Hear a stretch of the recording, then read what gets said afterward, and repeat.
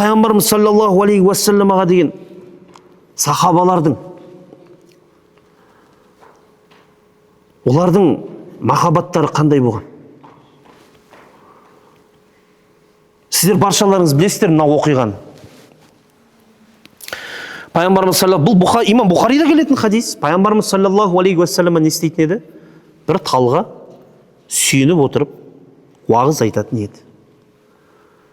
Кейін сахабалар пайғамбарымызға үлкен мінбар жасап беріп,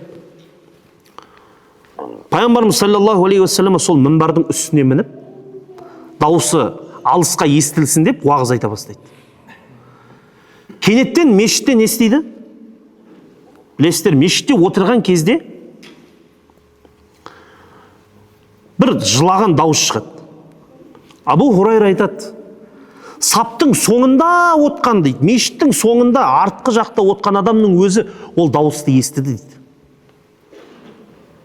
Сол кезде пайғамбарымыз саллаллаху алейхи уассалама мінбардан түсіп дейді, жаңағы жылап жатқан ағаштың өксігін, жас баланың өксігін бақсығандай пайғамбарымыз басты дейді. Сосын имам Дәрими деген кісінің муснадында оның қосымшасы келеді. Пайғамбарымыз келіп айтты дейді, егер де мен соны тоқтатпағанымда дейді, ол қияметке дейін жылап отыратын еді дейді. Хасан әл-Басри айтатын, міне біздің махаббатымыз анау талғұрлы жоқ дейді, пайғамбарды аңсап тұрып сағынышпен жылаған дейді. Сол талғұрлы емеспіз дейді. Сол кезде жаңа бір ғалым айтады, ол пайғамбарды не үшін қалай сағынып жатыр дейді ол. Ол тал дейді, бұрын сонды пайғамбардың жүзін көріп тұр ма? Көріп тұр деп айтайықшы дейді. Пайғамбар саллаллаху алейхи уассалам даусын естіп тұрған жоқ па дейсіздер ма? Естіп тұр ол талда. Ол тал естіп тұр ғой, пайғамбар жанынан өтіп жатыр ғой. Алдында тұр ғой да. Бірақ не үшін жылап жатыр ол? Білесіз бе не үшін жылап жатқанын? Сол хадистен ақ түсінікті. Пайғамбарымыздың мүбарак алақанын сағынып жатыр да. Пайғамбарымыздың мүбарак алақанын сағынып жатыр да олар. Құшағын сағынып жатыр, құшағын.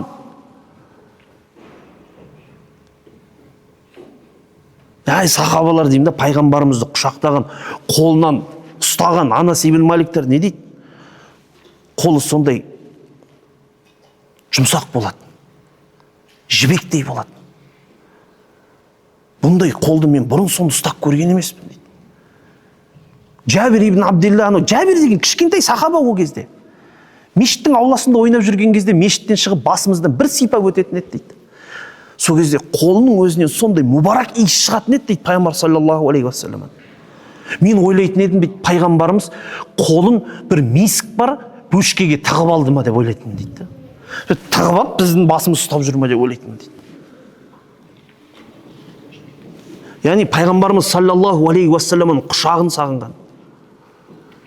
Мысалға мен кейде ойлаймын да, біздің сағынышымыз деймін да, түкке тұрғысыз сағыныш қой деймін да. Ана сахабалар деймін да, даусын естіген, құшағын көрген, сөзін естіген, қырағатын естіген, насихатын естіген. Сол үшін таң қалмау керек та, пайғамбар дүниеден өтіп кетті деген кезде, анау сахабалардың еш жоғалтып алуы, біреуінің көзін ашпай жылап атқаны, аяғы ұстамай жерге талып құлап жатқаны, Омардың өлді деген сөзді естігісі келмей жатқаны сол да.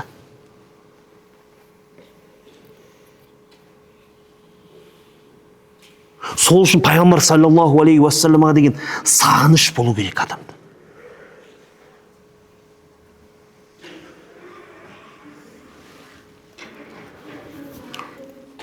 Пайғамбар саллаллаху алейхи уассалам, білесіздер, қалай сахабалар жақсы көргенді? Мынандай бір оқиға келеді, қараңыздаршы. Пайғамбарымыз бір күні есектің үстіне мініп, білесіз, пайғамбарымыз қарапайым ғой, аттыға мініп, түйеге де мінеді, есекке де мінеді. Сол бір күні есегімен кетіп баратты дейді. Бір топ сахабалар отырды дейді. Ішінде Убай, Абдулла ибн Убай, Салул деген кісі бар ғой. Мұнафықтардың басшысы болған кісі бар, сол отырды дейді да. Пайғамбарымыз есегінің жанымен есекпен өтіп бара жатқан кезде дейді, анау материалмен басты оранып тұрады ғой, неше түрлі арабтар озған бір сөйтіп алды да дейді, мұрнын жапты да, то мынау есекпен жанымыздан өтіп бара жатыр екенсің ғой, мынаның иісі қандай желкенішті деп айтты дейді да. Есек жайында айтып жатыр былай. Мына біздің жанымыздан есекпен өтіп бара жатса, мына иісі қандай желкенішті деді да, бүйтіп бір матаны алды да бүйтіп аузын жауып қалды дейді, мұрнын. Сол кезде сахабалардың ішінде Абдулла ибн Хузафа деген сахаба орнынан атып тұрды да, не айтып отырсың сен мына жерде? Пайғамбарымыздың есегінің иісі керек десең дейді, бізге абзал болады, бізге артық болады дейді. Деді да басынан бүйтіп бірақ ұрып жүрді дейді. Отырғаны жөніңе сал деп. Пайғамбарымызға тіл тигізуден сондай. Біреу пайғамбарымызға тіл тигізіп қалса, пайғамбарымызға біреу деп қалса, болды ғой, анандай іштерінде бір қызғаныш сезім оянып кететін ғой. Сол үшін білесіз ғой, пайғамбарымыз асқабақ жақсы көрген деген бар ғой, хадисте келеді Бұхарида. Сол имам Абу Ханифаның шәкірті Абу Юсуф дейді, бірақ мәжілісте отқан кезде пайғамбарымыз асқабақ жақсы көрген десе, біреу тұрып айтты ғой, мен асқабақ жақсы көрмеймін деп. Мынаны алдындарда шығарып жерінде деген ғой. Мынаны алдындарда шығарып жерінде, біздің жанымызда отпай ақ қойсын дегенде. Сосын бүйтіп айтты дейді, асқабақ жемеймін деп айтсаң болады дейді, бірақ жақсы көрмеймін деп айтуға дәтің жоқ дейді. Өйткені пайғамбар жақсы көрген. Сол үшін ғалымдар не дейді? Сахабалар дейді, ол пайғамбарымыздың сүннетіне еру былай тұрсын, олар пайғамбарымыздың күнделікті әдетіне ерген адамдар дейді. Сүннеті былай тұрсын, біз сүннетіне ере алмай жүрміз ғой, әдетіне ерген адамдар дейді. Әдетіне, әдетіне. Пайғамбарымыз тамақ жеп жатты да бір күн дейді, ішінде сарымсақ тұр дейді да. Пайғамбарымыз жемей өтіп кетті. Жанындағы сау, я Расулалла, что-то сен сарымсақ жемей кеттің ғой деп айтты дейді да сахаба.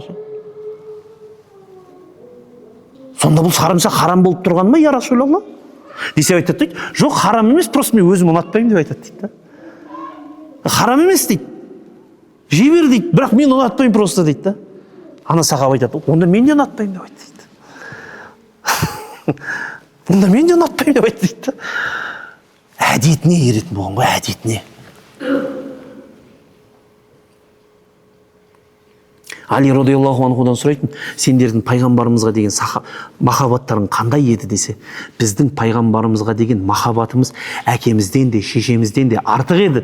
Және де шөл далада жоғалған кезде қалай мұздай суды аңсайсың дейді. Адамның мұздай суға деген махаббаты қандай болса дейді, біздің махаббатымыз одан да артық еді деп айтады.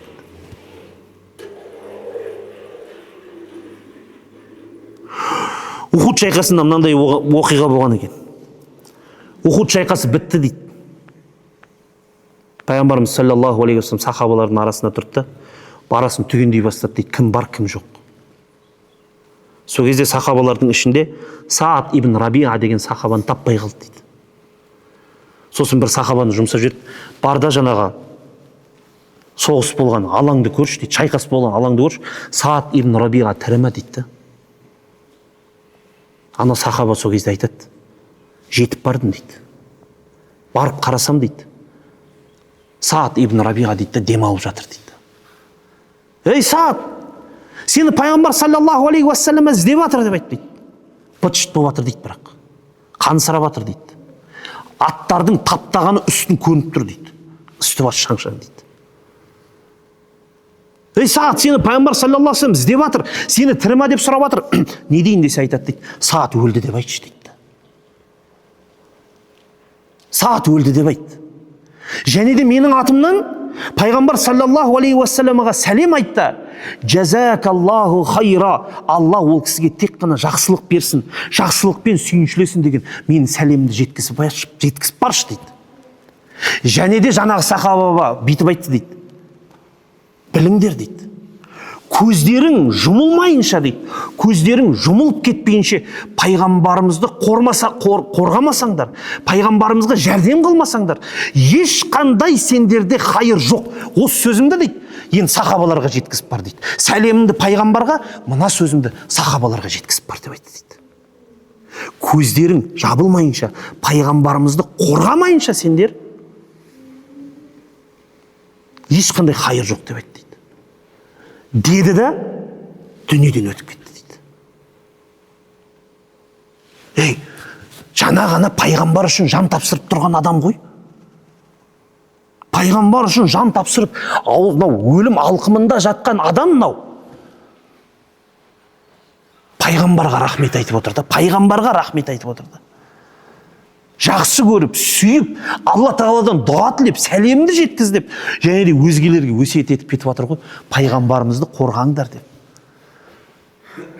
Сол үшін кеше демейтін Хузайфа ибн, кім деген сахаба? Аммар ибн Ясир.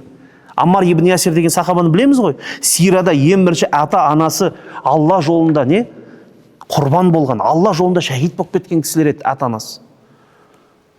Сол кісі пайғамбар саллаллаху алейхи уассаламмен бірге күресіп жүріп, бұл құлағынан айырылып қалған екен. Сөйтіп бір кезде, ол кезде енді Инстаграм жоқ, WhatsApp жоқ, шетке бір ауылға барды дейді. Ауылға барғанда, о, Аммар деп бүкіл танып қоймайды ғой. Әйтпесе Аммар ибн Ясир сахабалардың ішіндегі жай сахаба емес. Әжептәуір дәрежесі бар сахаба. Аммар ибн Ясир келе жатыр десе, олар үлкен дастархан жайып күтіп алайын деп тұр. Бірақ та Аммар ибн Ясир барды да дейді, бір ауылға барып, бір жұмысқа кірісіп кетті дейді.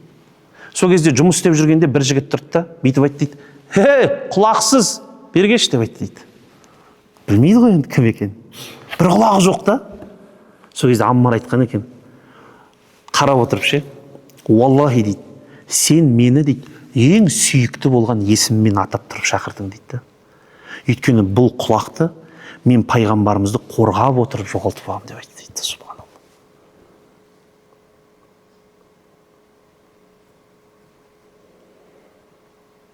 Жоғалып қалған құлағы, жаңағы соғыста түсіп қалған аяғы, проблема жоқ қой. Толқаның 4 саусағы жоқ дейді. Сондай сахабалар. Халидтің үстінде дейді, бір сау жер жоқ дейді ғой. Муъта шайқасында 9 қылыш сындырған ғой. 9 қылыш сынып жатыр.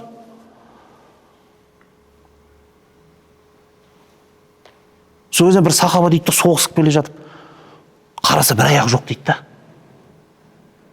Сол кезде айтқан екен ғой, шіркін, аяғым менен бұрын жәннатқа кетіп қапты ғой деп айтты дейді. Субханалла.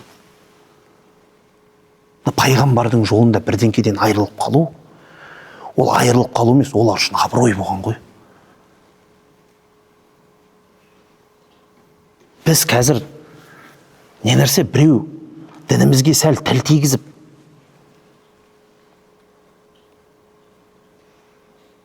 сөйтіп жатса, безіп жатқандар бар.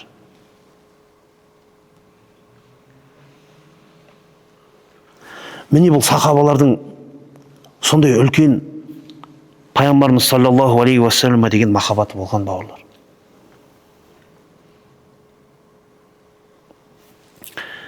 Алла тағала біздерге де пайғамбар саллаллаху алейхи уассаламаны жақсы көріп, ол кісіні сағынған, Құдай қаласа ол кісінің жаңағы айтқанымыз, ол кісінің ерекшелігі бар, ол кісінің артықшылдығы бар. Сол барлық жайында оқып, пайғамбарымызды танып, біліп, сол кісімен иншалла Алла тағала бірге болуды нәсіп қылсын. Соңында енді мына бір хадисті айтқым келеді. Бұл хадисте Бухарида келеді. Сіздер бұны барлығыңыз білесіздер, бірақ кішкене сәл ашыңқырап айтатын болсам, білесіздер, бір сахаба келеді да пайғамбар саллаллаху алейхи уассаламға осылай сұрақ қояды ол. Я Расулалла дейді. Арамызда кейбір жігіттер бар дейді. Құлшылықтары дейді, құлшылықтары жүрген жігіттермен бірдей емес дейді. Мысалға мен бар, тәкең бар, оразаға бар, үшеуміз бірге жүрейік дейміз мысалға. Мысалға оразаға көп құлшылық жасайды дейікші, көп құлшылық жасайды, тахаджуд жасайды. Мен тек 5 уақыт намазбен ғана шектелемін деген сияқты мысалға да. Тәкең қосымша нәпіл ораза ұстайды деген сияқты. Құлшылықтары көп, мен қалып қойып жатырмын да. Мына кісі жанашыр келіп айтып жатыр, я Расулалла дейді. Бір жігіттер бар дейді, бірге жүреміз дейді барлығымыз. Уалам ялхиқ. Лахиқа деген жетпей жатыр да, жетпей жатыр дейді. Істеп жатқан амалдары жүрген жігіттермен бірге амалдары бірақ жетпей жатыр. Солардікіндей болмай жатыр, я Расулалла. Олардың халі қандай болады деген сөз ғой. Біз қазір бірге жүрміз ғой, ар жақта бірге жүре аламыз ба деген әңгіме ғой.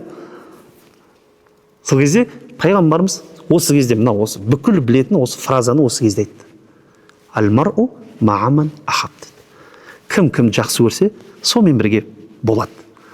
Былайша айтқан кезде кім жақсы көреді, соны по-любому сонымен бірге болады деген сөз да. Жақсылармен жүрсең, солармен бірге боласың.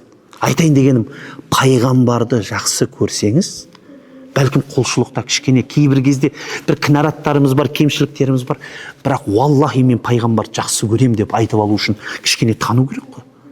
Соны танып айта алсаңыз, иншалла пайғамбарымызбен бірге боласыз. Ва ахиру дa'вана анил хамдулиллахи раббил аламин. Субханакаллахумма бихамдик, нашхаду ан ла илаха илля ант, настағфирук ва натубу илейк. Алла разы болсын сіздерден.